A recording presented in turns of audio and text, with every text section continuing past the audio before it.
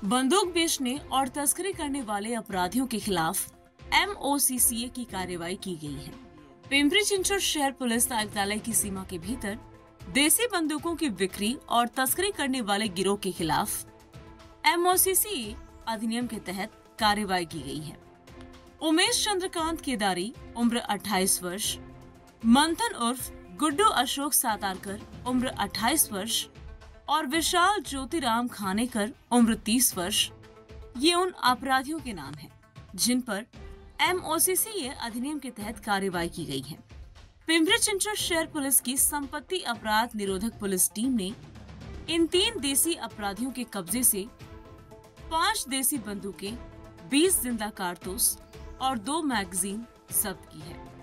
आरोपियों पर पिंपरी चिंचवड शहर पुलिस आयुक्तालय की सीमा के भीतर आतंक पैदा करने और देसी बंदूकें बेचने के लिए बंदूकों की तस्करी और बिक्री करने का आरोप है। दिनांक 1 जून रोजी आमच्याकडे Pimpri Chinchwad actually Talegaon Dabhade police station हद्दीमध्ये आम्हाला आमचे मालमत्ता गुन्हे विरोधी पथकातील अंमलदार गणेश सावंत यांना मिळालेल्या गोपनीय बातमीवरून आम्ही 3 सराईत गुन्हेगारांना ताब्यात घेतले होते।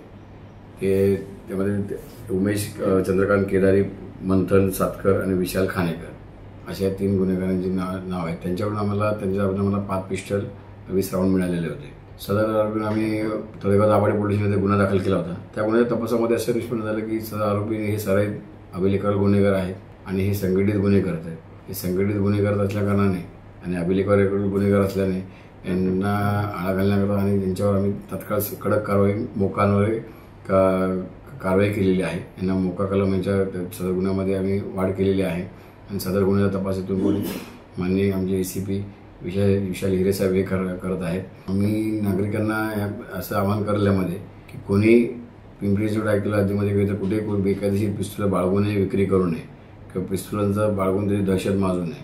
ह्या आरोपींनी यामध्ये असंच त्यांचा विक्री करण्याकरता दहशत माजवण्याकरता पिस्तूल आणल्याचं निष्पन्न झाल्याने आम्ही यांच्यावर मोक्यावर कडक कारवाई केलेली आहे। तर यापुढे कोणी जरी असे कारवाई पिस्तूल अवैधरित्या बाळगेल किंवा काही तस्करी करेल त्यांच्यावर कडक कारवाई केली जाईल याच प्रकारे।